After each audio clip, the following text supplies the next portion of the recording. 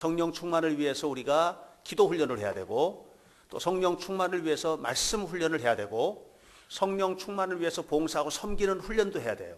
이런 모든 훈련의 과정을 더 어떻게 훈련을 받느냐 하는 것에 따라서 정말로 성령의 깊은 충만함에 들어갈 수도 있고요, 또 그렇지 못할 수도 있기 때문에 이번 부흥회는 훈련소다, 성령 충만을 위한 훈련소임을 믿으시기 축원합니다.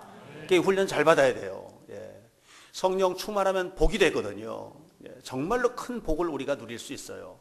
성령 충만할 때 놀라운 기적을 선물로 받을 수 있어요. 성령 충만한 가운데 우리가 상상하지도 못했던 역사가 나타나게 돼요. 그래서 우리가 성령 충만이 복이라면 우리가 훈련을 잘 해야 되고, 이 성령 충만할 때 하나님을 향해서 문이 열리고, 사람을 향해서도 문이 열리고, 환경을 향해서도 문이 열리고, 이 열려진 문으로 주님의 축복이 쏟아져 들어오는 거예요. 이 축복을 누리게 되시기를 축원합니다. 자, 그러면 우리가 성령 충만해지면 어떤 표적들이 나타나는 거거든요. 성령 충만해지면 나타나는 현상들이 있어요. 오늘 그 이야기들을, 오늘 본문을 더불어서 함께 좀 생각을 해보려고 해요. 자, 오늘 성경 본문 5절을 보면 너희 안에 이 마음을 품으라 곧 그리스도 예수의 마음이니, 예수님의 마음을 품는 것이 결국은 성령 충만이고, 예수님의 마음을 품는 것이 영성이다 하는 그런 얘기였어요. 이 마음을 품으면 어떻게 되느냐? 사소한 것이 하찮은 것이 아니라는 걸 알게 돼요. 다시 말하면 사소한 것 속에도 얼마나 소중한 것이 담겨 있는지 하는 것을 알게 되고 보게 되는 거예요. 자, 제가 질문합니다. 예수님이 돌로 떡을 만드셨나요? 안 하셨죠. 예수님은 돌로 떡을 만드신 분은 아니에요. 돌로 떡을 만드는 것 같은 이런 일을 하지 않으셨어요. 그러나 예수님은 뭘 하셨느냐? 어린 소년이 드리는 아주 사소한 헌신, 떡 5덩어리, 물고기 2마리를 가지고 5,000명을 먹이셨어요. 예수님의 천국을 말씀하실 때 씨앗으로 비유를 하셨어요. 마태복음 13장에서, 또 마가복음 4장에서도 예수님께서 이 천국과 하나님의 역사를 말씀하실 때 씨로 설명을 하셨는데, 씨를 심으면 처음에는 싹이요, 그 다음에는 이삭이요, 그 다음에는 충실한 열매니라, 이렇게 마가복음 4장에서 말씀을 하세요. 그러니까 예수님은 이 과정을 굉장히 중요시 여기시는 거예요. 과정이 아주 중요해요.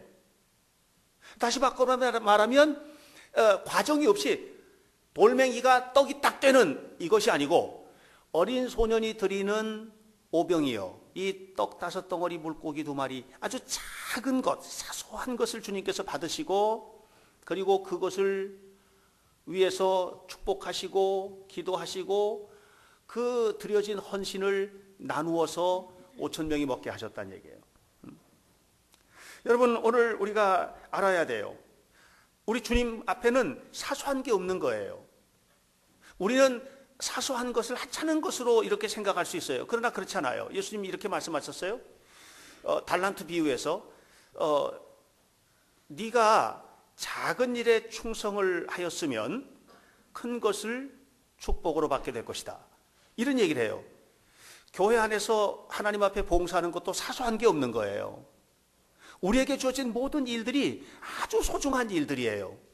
이 사소한 것의 소중한 것을 알 때 우리가 하나님의 축복을 누리게 되는 것을 기억하시길 축원합니다. 자, 보세요. 요셉이 애굽에 팔려갔어요. 요셉이 애굽에 팔려가서 했던 일이 뭐냐면 노예 생활이에요. 질문합니다. 노예 생활이 소중한 일이에요? 하찮은 일이에요? 하찮은 일이죠. 자, 그러나 요셉이 이 노예 생활을 할 때 이 일을 하찮게 여기지 않았어요. 왜 그랬을까요? 그는 성령 충만한 사람이에요. 노예 생활마저도 하나님께서 주신 소중한 것이라고 생각했던 거예요.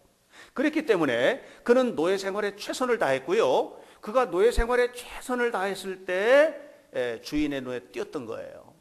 그 일을 하찮게 여기고 함부로 여겼더라면 절대로 주인의 눈에 띄지 않았을 것이라고 생각해요. 자, 다윗의 집에 사무엘이 왔어요.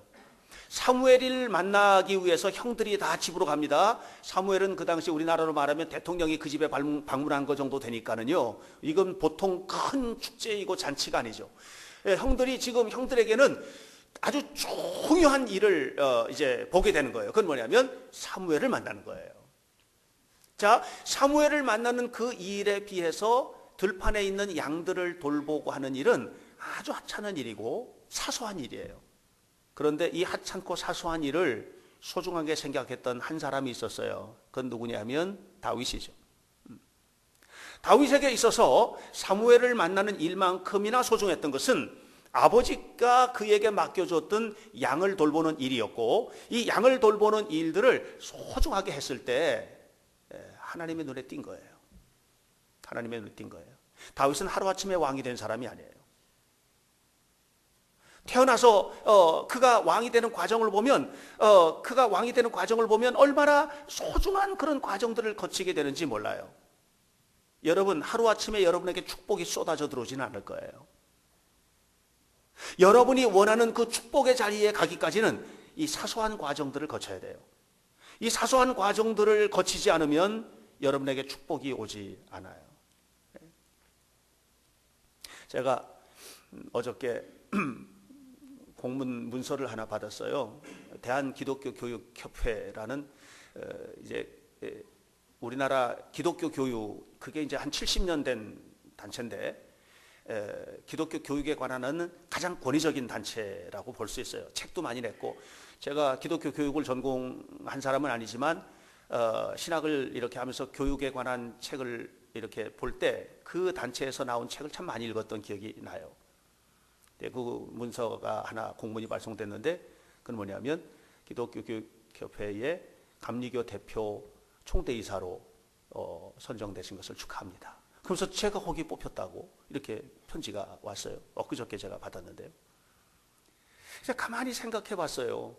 어떻게 이렇게 나에게 축복된 일이, 선물이 올까?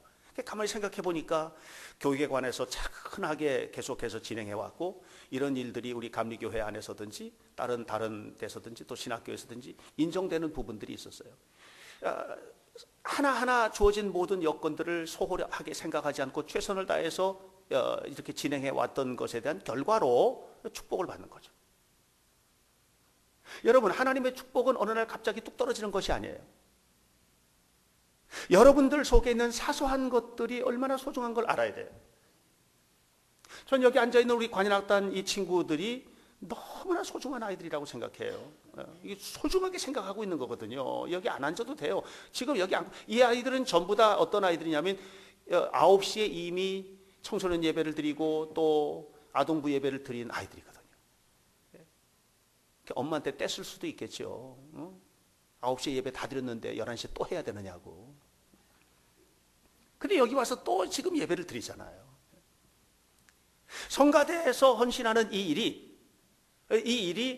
어찌 생각하면 매우 사소한 일일 수 있지만 이 일이 얼마나 소중한 일인지 여러분들이 아셔야 돼요. 이걸 소중하게 여기는 이들을 하나님은 쓰시거든요. 주일학교에서 봉사하는 일들, 가정에서 여러분들이 하는 일들, 공부하는 것들, 하루하루의 모든 일들이 사소한 것 속에 담겨진 가치, 이걸 알아야 돼요. 여러분 보세요. 바로 왕은 엄청난 힘을 가진 자예요. 근데 그 바로가 누구에게 굴복됐느냐? 여러분 10가지 재앙에 보면 한 번은 모세가 먼지, 티끌을 한 움큼을 잡고 공중에다 날리면서 그 티끌 가지고 바로를 굴복시키잖아요. 하나님의 손에 잡히면 먼지도 역사가 나타나는 거예요. 하나님의 손에 잡히면 먼지도, 정말 아무도 돌아보지 않는 그 티끌 먼지도 하나님의 손에 잡히면 역사가 나타남을 믿으시기를 축원합니다. 하나님의 손에 잡히는 거예요. 먼지도 소중하다는 걸 아는 게 영성이에요. 성령 충만한 사람은 이걸 아는 거예요. 이런 안목에서 사람을 볼 때 눈이 달라지는 거죠. 하찮게 보이는 사람이 없어요. 여러분, 제가 우리 부모님들에게 제가 이런 교육적으로 말씀을 드리고 싶은 건 뭐냐면, 아이들 속에 있는 그 하찮은 것 같지만 그 아이 속에 있는 아주 샤프하고 놀라운 하나님의 선물들을 부모가 봐야 돼요. 엄마가 봐야 돼요. 그래야 그 아이를 키워내는 거예요. 에디슨의 어머니가 보통 영성의 사람이 아니라는 걸 저는 알아요. 학교에서 쫓겨났잖아요. 엉뚱하다고. 얘는 애가 바보라고 말이죠. 근데 엄마가 볼 때는 이게 바보가 아닌 거예요. 그 계란을 품에 품고 내가 여기서 병아리를 키워내겠다고 품고 있는 그 아이가 이게 보통 아이가 아닌 거예요. 보통 선생님이 보고 다른 사람들이 볼 때는 제가 지금 머리가 좀 이상하게 된 아이 아니야 이런데 엄마의 눈에는 이 아이가 대단한 아이로 보이는 거예요. 이게 영성이에요. 키워내잖아요 그렇게. 예? 여러분 자녀들 가운데 하찮은 아이가 하나도 없어요. 모두 다 대단한 거예요. 대단한 것을 담고 있어요. 이거를 보시고 키워내시기를 주님의 이름으로 축원합니다. 익산의 갑부 조독삼 장로, 이 조독삼이 익산에서 제일 큰 부자예요. 근데 그 집에 선교사가 지나가다 하루를 숙박을 했는데 선교사가 이 조독삼 씨에게 전도를 했어요. 그래서 예수를 믿게 된 거예요. 교회를 다녀요. 근데 어느 날 그 집에 마부를 한 사람 채용을 했는데 이자익이라는 마부를 채용을 했어요. 조독삼이 이자익에게 전도를 해가지고 함께 교회를 다니는데요. 그러니까 봐도 이게 보통 사람이 아닌 거예요. 그래서 잘 키워내요, 조독삼이 이자익을. 세월이 지난 후에 교회에서 함께 다니는 그 금산교회, 교회에서 장로를 피택을 하는 투표를 하게 되는데 이자익이 뽑혀요. 조독삼이 떨어지는 거예요. 교회가 갑자기 싸늘해지잖아요. 예? 큰일 난 거예요. 왜냐하면 종은 장로가 되고 주인은 안수집사인 거예요. 예? 그때 조독삼이 일어나가지고 앞으로 나와서 얘기했어요. 여러분, 우리 교회가 이렇게 훌륭한 장로님을 모시게 돼서 얼마나 감사합니까? 앞으로 우리 모두 함께 이자익 장로님과 함께 협조해서 교회를 아름답게 부흥시키십시다. 교회가 축제가 됐죠. 한순간에. 이 조독삼이라는 사람이 말이죠, 사람을 보는 눈을 가진 거예요. 이 사람이 종이 아닌 거예요. 자기 집 종이 아닌 거예요. 하나님의 사람인 거죠. 자기 집 종 속에 담겨진 하나님의 위대한 그릇을 본 거예요. 사소한 게 아닌 거예요, 이게. 나중에 신학교 공부를 시키고 그리고 난 다음에 자기네 교회 담임 목사로 모셔서 자기는 장로가 되고 자기 집 종이었던 사람은 담임 목사가 됐는데 얼마나 열심히 섬겼는지 몰라요. 아름답지요? 그리고 이 이자익 목사님을 잘 섬겨서 총회장을 시키고 또 되게 하고, 그리고 그 아들은 우리나라 고분자학의 최고 권위자가 되고. 사랑하는 여러분, 저는 이 이자익 목사님이 훌륭한 분이지만 그분의 사람됨을 볼 줄 알았던 조독삼 이 장로님의 눈, 이게 영적인 눈이라 이렇게 보는 거예요. 사랑하는 성도 여러분, 우리가 영적으로 깊어지면, 성령 충만해지면 어떤 사람이 되느냐 하면 소중하지 않은 게 한 개도 없는 거예요. 여러분 속에 있는 모든 것들이 소중한 선물이고 하나님의 축복입니다. 믿으시고 이번 부흥회를 통해서 영적으로 성령 충만해진 여러분들은 여러분에게 주어진 모든 역할들, 가정에서 역할들, 직장에서 역할들, 삶의 모든 것들이 하나님의 큰 선물인 줄로 믿고 감사하는 마음으로 살아가는 은혜로운 자녀들이 되시기를 주님의 이름으로 축원합니다. 자, 성령 충만하다는 것은 또 무엇이냐? 섬기는 사람이 된다는 거예요.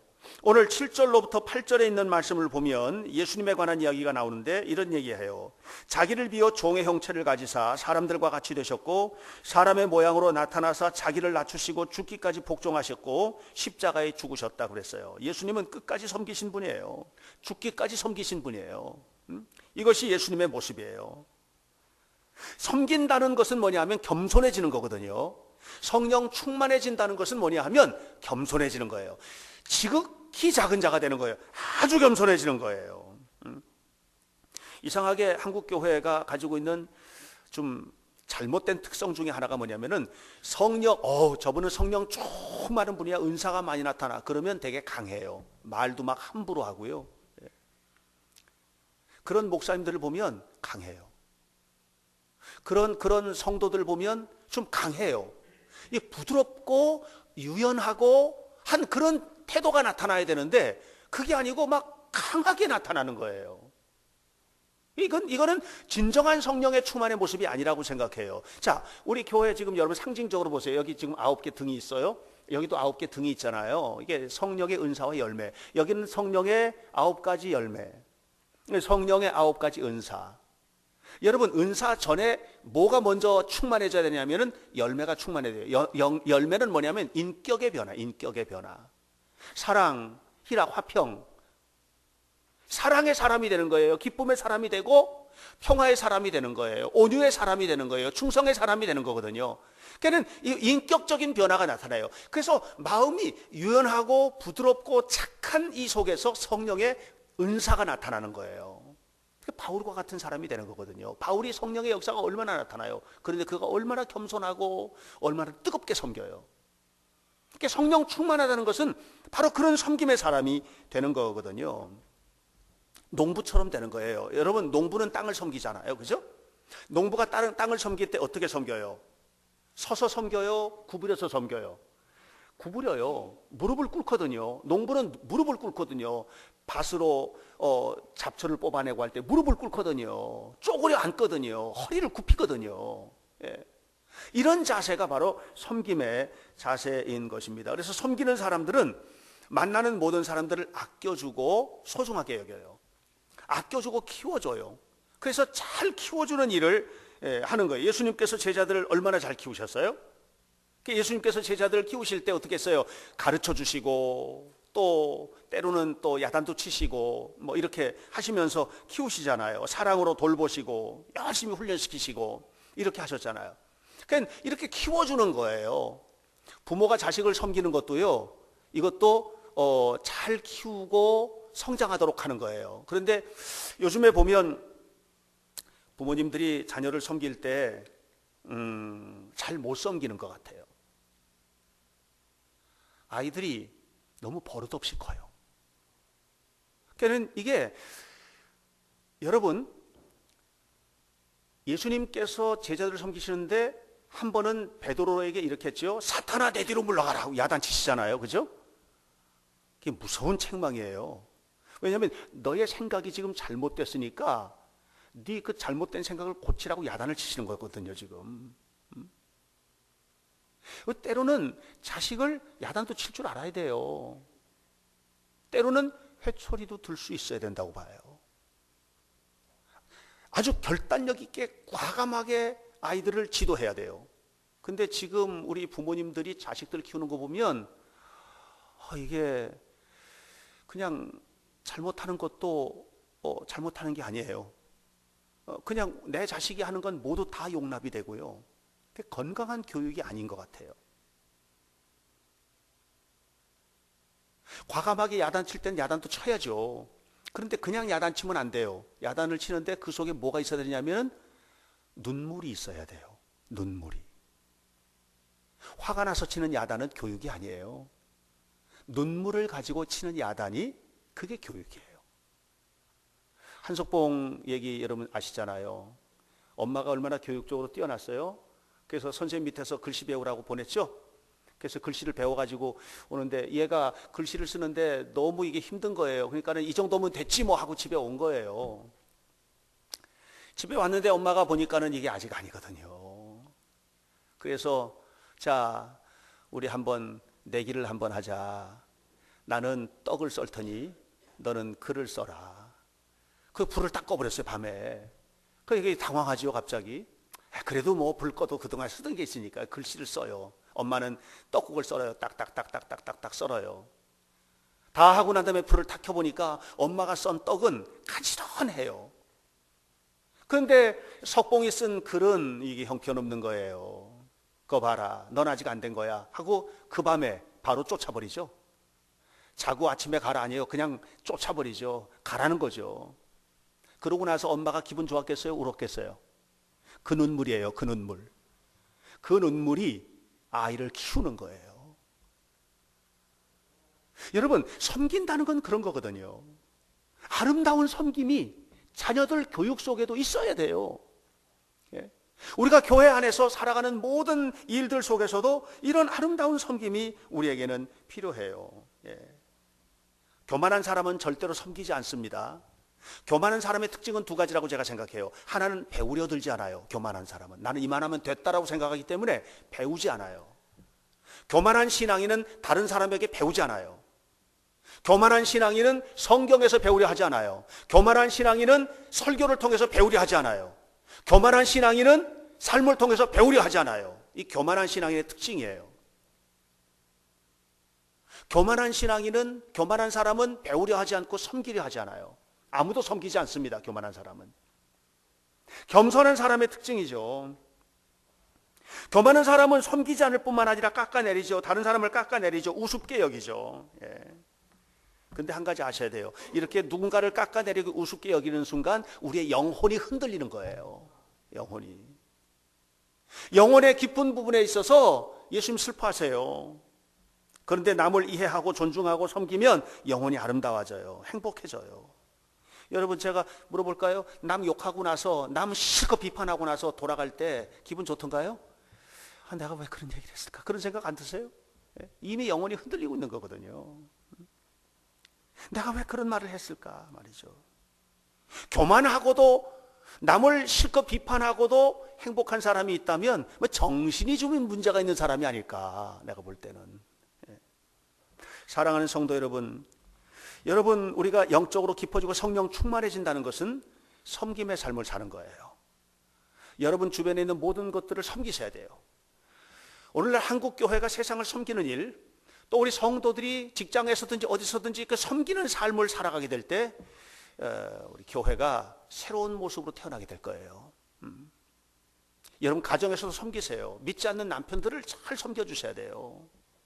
믿지 않는 남편을 향해서 뭐 옛날에 부흥회 이렇게 보면 그러잖아요. 마귀라고. 저 마귀가 나를 힘들게 한다고. 아니에요. 왜 믿지 않는 남편이 감동하지 않을까요?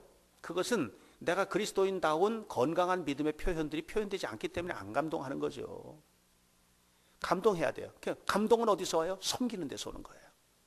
아무쪼록 주님께서 우리를 섬기셨듯 여러분들도 섬김의 영성으로 나아가는 복된 성도들이 되시기를 주님의 이름으로 간절히 축원합니다. 자, 우리가 성령 충만하다는 것, 다시 말하면 영성적으로 깊어진다는 것은 무엇이냐 하면 십자가를 지는 삶을 살아가는 거예요. 자, 오늘 성경 보면 8절로 9절 예수님이 사람으로 모양으로 나타나셔서 자기를 낮추시고 죽기까지 복종하셨고 십자가에 죽으셨는데 하나님이 그를 지극히 높여 모든 이름 위에 뛰어난 이름을 주셨다. 십자가 영성이라는 건 뭐냐면 내가 죽고 그리고 주님의 은혜로 다시 살아나는 거예요. 이게 십자가 영성이에요. 근데 우리가 진짜로 죽지 않잖아요. 그래서 죽었다고 여기는 거예요. 죽었다고 여기는 거예요. 그러면 달라져요. 내가 죽었다고 여기면 상처도 덜 받아요. 상처를 안 받을 수도 있어요. 난 죽은 사람인데 뭐 그래 그럴 수 있지 하고 이해를 하면 내가 상처도 덜 받는 거예요. 상처를 받는다는 건 뭐냐면요, 반응이거든요. 상대방의 말에 대한 내 반응, 이게 상처로 와요. 누가 나한테 얘기했는데 그걸 반응을 잘못하면 상처가 되는 거예요. 상대방의 상황에 대한 내 반응, 어떤 사람이 어떤 행동을 했는데 그 행동이 내가 받아들이기 어려운 거예요. 그게 상처가 되는 거거든요. 이게 반응이고 해석의 능력이에요. 그러니까 우리가 반응을 잘 해야 돼요. 해석도 잘 해야 돼요. 누가 무슨 말을 할 때도 거기에 대해서도 건강하게 해석을, 왜 저런 말을 했을까, 이걸 잘 해석할 줄 알아야 돼요. 그러면 상처를 받지 않아요. 근데 우리가 그런 걸 잘 못하는 거예요. 근데 여러분 한 가지 제가 평생 도움이 될 만한 말 한 가지 해드릴게요. 반응을 잘못해서 상처를 입으면 에너지를 뺏겨요. 영적인 에너지를 뺏겨요. 영적인 에너지만 뺏기는 게 아니라 정신적인, 정서적인 에너지를 뺏겨요. 그래서 내가 무슨 일을 할 에너지가 없어져 버려요. 맞죠?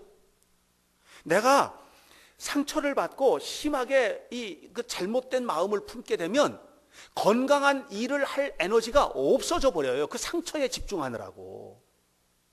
우리가 늘 그래요, 여러분.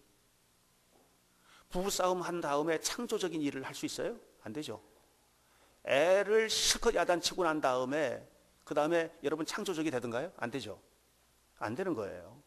그러니까 상처를 받으면 에너지가 방전된다는 것을 여러분 아셔야 돼요. 여러분, 다윗이 골리앗과 싸움 가잖아요. 골리앗과 싸움을 만나러 가는데 가다가 누구 만나요? 형을 만나요. 형 엘리압을 만나요. 성경을 찾아보면 나와요. 엘리압을 만나는데 엘리압이 무슨 얘기냐면, 야, 이 교만한 놈아, 너 같은 조그만 놈이 무슨 골리앗과 싸워? 너 빨리 아버지한테 심부름 왔으니까 도시락이나 주고 빨리 집에 가. 그랬을 때 엘리압과 다윗이 상대해요, 안 해요? 다윗 상대 안 합니다. 만약에 거기서 형 왜 그래? 내가 싸우겠다는데 형이 도대체 왜 그래? 형이 나를 알면 얼마나 알아? 내가 이런 기술도 있고 저런 기술도 있단 말이야. 그러면 야, 이놈아, 네가 무슨 그런 기술이 있고 뭐 어떻게 네가 골리앗과 싸워? 이렇게 말다툼을 해서 에너지를 뺏겼더라면, 상처를 받았더라면 절대로 골리앗과 싸움에 승리할 수 없었어요. 안 되는 거예요, 그게. 거기서 그냥 다윗은 꼬꾸라지는 거예요. 근데 다윗은 형들과 싸우지 않았어요. 왜? 내가 지금 싸워야 될 대상은 누구예요? 골리앗인 거예요. 골리앗인 거예요. 왜 형하고 싸워요? 요셉이 감옥에 들어가잖아요. 요셉이 왜 감옥에 들어갔어요? 감옥에 들어갈 만한 일 했어요? 아니죠. 자기 주인의 아내가 유혹을 하는데 그 유혹을 무찔러요. 유혹을 무찔러요. 근데 그 아내가 억울하게 누명을 씌워가지고 감옥에 갖다 집어넣어 버리는 거예요. 변명해요, 안 해요? 변명을 시작했더라면, 그리고 감옥에 들어가서 내 억울해 하면서 창살 들고 흔들었더라면 왜 요셉이 그런 위대한 인물이 되었을까? 그 창살 흔드는데, 쇠창살 흔드는데 에너지를 낭비했더라면, 욕하는데 이 보디발의 아내를 욕하고 자기를 변명하는데 에너지를 쏟았더라면, 그랬더라면 요셉이 총리가 되었을까? 안 됐을 거예요. 안 됐어요. 당연히 안 됐죠. 어림도 없는 얘기 아니겠습니까? 저는 여러분 분명히 생각합니다. 여러분들이 쓸데없는데 에너지를 쏟지 않게 되기를 주의 이름으로 축원합니다. 저도 생각을 하는 거예요. 저도 십자가의 영성을 좀 가지고 싶다. 내가 엉뚱한데 에너지를 좀 낭비하지 않았으면 좋겠다 하는 그런 생각을 해요. 저도 속상한 일이 있거든요. 힘든 일이 있지요. 그런데 여러분, 사람 때문에 속상할 때 그 사람을 생각을 하게 되면 얼마나 에너지 낭비가 심한지 몰라요. 여러분 보세요. 내가 누구를 미워하는 마음을 갖게 됐다. 억울하잖아요. 억울한 일을 만났어요. 그러면 이 억울한 거를 내가 말로 해야 되잖아요. 그죠? 말로 해야 되거든요. 누구한테 이 얘기를 해야 될까 말이죠. 어떻게 얘기해야 될까 말이죠. 잠잘 때도 잠도 못 자, 그 사람 생각하느라고. 그러니까 이게 내가 원수를 떨쳐내야 되겠는데 내가 그 원수 때문에 말이죠, 잠도 못 자는 거예요. 그래서 힘들어요. 그런데 어느 순간에 그걸 용서를 해서 탁 털어버렸어. 그럼 그 순간 어떻게 되죠? 그 사람이 자유케 된 게 내가 자유케 된 내가 행복해지는 거예요. 그 순간부터 내가 행복해지는 거야. 너무 감사하게 되는 거거든요. 그래서 영성의 깊은 단계에 들어가면 용서하는 일을 잘하게 되고요. 삶을 살아가는데 굉장히 유연해져요. 굉장히 유연해져요. 받아들이는 것도 훨씬 좋아지고요.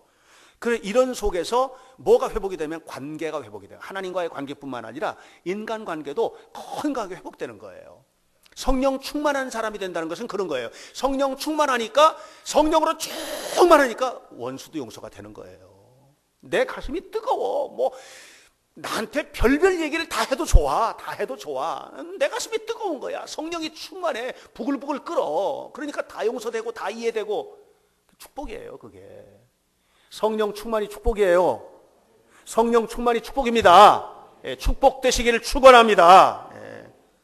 여러분 한번 돌이켜보세요. 우리가 살아오는 동안에, 저는 가만히 돌이켜보면서 내가 지금 여기까지 오는 동안에 너무너무 고마운 분들이 많은 거예요. 내가 힘들 때 나를 이렇게 격려해주고 또 나를 가르쳐주시고, 수많은, 오늘 저녁에도 저에게 너무나 큰 가르침을 주셨던 한 분이 오셔서 오늘 간증을 할게요. 은중관 총장님 오셔서 오늘 저녁에 삶을 간증하실 텐데 너무 고마운 분이에요. 그런데 제가 생각을 해보는 거예요. 내가 이렇게 성장할 때까지 나에게 따뜻하게 가르쳐 주셨고 나에게 너무 잘 대주셨고 이분들 너무 고마운데 그런 사람들만 나를 키웠나? 아닌 것 같은 거예요. 내가 지금까지 크는 동안에 나를 더 기도하게 만들었던 사람 누군가? 원수인 거예요, 원수. 나를 너무나 깊이 하나님을 의지하고 막 울부짖으면서 하나님 붙들 수밖에 없게 만들었던 환경은 뭔가?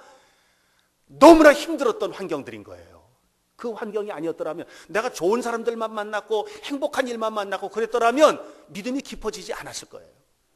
그런데 나를 넘어뜨리고 나를 힘들게 하고 나를 손가락질하고 나에게 뭐 욕을 하고 나를 고통스럽게 하고, 환경이든 사람이든 그것 때문에 내가 더 엎드렸고, 그것 때문에 내가 금식했고, 내가 21일 금식을 여러 차례 했어요. 젊을 때 너무 힘들었던 일들이 있었거든요. 그러면 그냥 금식하러 들어가는 거예요. 그래서 21일 금식을 하고 막 그랬어요. 그 금식이 내가 늘 좋았다라면 했겠어요? 안 했죠. 안 했을 거예요. 그러니까 나를 지금의 영적인 사람으로, 지금의 영성의 사람으로, 지금의 말씀의 사람으로, 지금의 목회자로 박행신을 만들었던 것은 뭐냐 하면, 나를 힘들게 했던 요소들이었던 거예요. 요즘에 동계올림픽 하자 소치에서, 소치의 영웅이 누구예요? 누구예요? 안현수, 김연아가 영웅이에요? 안현수예요. 안현수가 영웅이에요. 김연아보다도 안현수 영웅이에요. 저는 그렇게 생각해요. 김연아는 다 인정하는 가운데 그렇게 됐어요. 안현수 영웅이에요. 근데 안현수라는 사람이 그렇게 영웅이 될 수밖에 없었던 이유가 뭐죠? 그가 만약에 전에 밴쿠버 올림픽 갈 때 나라에서 국가대표 뽑고 뭐 해가지고 나가가지고 했더라면 제가 금메달 땄을까 안 땄을까, 그것도 저는 모호하지만 그 이후에 그의 이름은 끝났을 거예요. 그런데 그가 러시아로 시민권을 이게 바꾸고 국적을 바꾸고 하는 그 속에서는요, 그를 힘들게 했던, 그를 아프게 했던, 그를 절망하게 했던, 그를 고통스럽게 했던 수많은 일들이 있었어요. 그런 것들을 보면서 그것을 가슴에 안고 내가 넘어지지 말아야지, 내가 쓰러지지 말아야지, 내가 다시 일어나야지 결심하고 생각하고, 정말 포기하고 싶은 훈련을 그가 이를 악물고 감당하고 그렇게 할 수밖에 없게 만들었던 것은 그를 아프게 했던 상황이지. 그래서 저는 생각하는 거예요. 하나님의 선물은 항상 좋은 것으로만 오는 것은 아니다. 하나님의 선물은 때로는 너무나 가슴 찢어지게 아픈 상황으로 올 수도 있다. 그런데 이걸 이겨낼 수 있는 게 뭐냐? 하나님의 역사, 성령의 충만함, 성령의 충만함으로 이겨내시기를 주의 이름으로 축원합니다. 여러분들이 지금 서 있는 위치가 내가 생각했던 위치가 아니라면 엎드려 기도할 때예요. 지금 내가 지금 서 있는 이 삶의 환경이 너무나 힘들고 고통스러운 자리라면 여러분, 하나님 앞에 매달려야 될 상황이죠. 지금 하나님 앞에 매달리고 하나님 앞에 기도하고 하나님 앞에 금식하고 이렇게 하면서 하나님 도와주세요. 이게 어디서 생겨요? 내 가슴 속에 성령께서 하시는 거예요. 이건 내가 할 수 있는 일이 아니에요. 성령 충만하시길 축원합니다. 영적으로 깊어지시길 축원합니다. 다 바꿔놓으시길 바랍니다. 성령의 역사 속에서 바꾸세요. 삶을 바꾸세요. 환경을 바꾸세요. 축복을 바꾸세요. 미래를 바꾸세요. 건강을 바꾸세요. 다 바꾸세요. 영성이란 무엇입니까? 깊어지는 겁니다. 그래서 성령 충만하면 부부관계도 깊어져야 되고요, 성령 충만하면 직장 생활도 깊어져야 되고요, 성령 충만하면 학교 생활도 깊어져야 되는 거예요. 성령 충만하시길 축원합니다. 성령 충만하다는 것은 뭐냐면은 나를 성령께서 이끌어 가시는 삶에 내맡기는 거예요. 그게 성령 충만함이에요. 그렇게 되니까 전에는 생각지도 못했던 사소한 것 속에서 하나님의 신비를 보게 되고, 전에는 내가 할 수 없었던 일인데 무릎을 꿇고 섬기는 일을 하고, 섬기고 헌신하고, 내가 죽고 내가 죽어서 주님이 살고, 내 안에서 주님이 살고, 주님이 사니까 내 삶이 살고 축복이 살고 몸이 살고 가정이 살고, 이런 역사가 나타나는 거예요. 이게 성령 충만이에요. 부흥회를 왜 합니까? 성령 충만하라고 하는 거예요. 그래서 여러분들은 집회 때 참석하셔야 돼요. 매 순간마다 시간마다 오셔서 은혜를 받아야 돼요. 은혜를 받아야 돼요. 그래 하나님을 알아야 돼요. 호세아가 외쳐요. 하나님을 알자. 힘써 여호와를 알자. 여호와는 이른 비처럼 늦은 비처럼 소낙비처럼 가랑비처럼 우리에게 임하시나니 주님께서 오시면 싹이 나고, 마가복음 4장 말씀처럼 싹이 나고 이삭이 있고 충실한 열매니라. 이 아름다운 역사가 여러분 속에 이루어지게 되기를 축원합니다.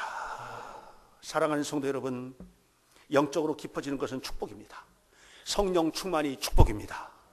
이번 부흥회가 성령 충만을 위해서 준비된 부흥회임을 믿으시길 축원합니다. 그 성령 충만하시길 축원합니다. 그 승리하시기를 예수 그리스도의 이름으로 간절히 축원합니다. 기도하겠습니다. 거룩하신 아버지 하나님, 하나님의 은혜를 감사합니다. 하나님의 영광을 찬송합니다. 영적 회복, 영성의 회복, 성령 충만함, 이것은 하나님의 은혜임을 믿습니다. 그리고 훈련에 의해서 이루어지는 현장인데 우리가 하나님의 은혜 속에서 성령 충만해질 수 있도록 하기 위하여 진실한 마음으로 진실로 하나님 앞에 엎드리게 하시고 꿇어 엎드리게 하시고 기도하게 하시고 말씀을 받게 하시고 아멘하게 하시고 내 안에 예수님 오셔서 예수님께서 나를 이끌어 가시도록, 성령께서 나를 이끌어 가시도록 삶을 헌신하는 은혜로운 자녀들이 되도록 인도해 주옵소서. 우리 모두에게 성령의 충만함을 주옵소서, 영성의 깊이를 주옵소서, 능력을 주옵소서. 그래서 우리의 삶 속에 하나님의 기적과 신비가 나타나도록 인도해 주옵소서. 예수 그리스도의 이름으로 기도하옵나이다. 아멘.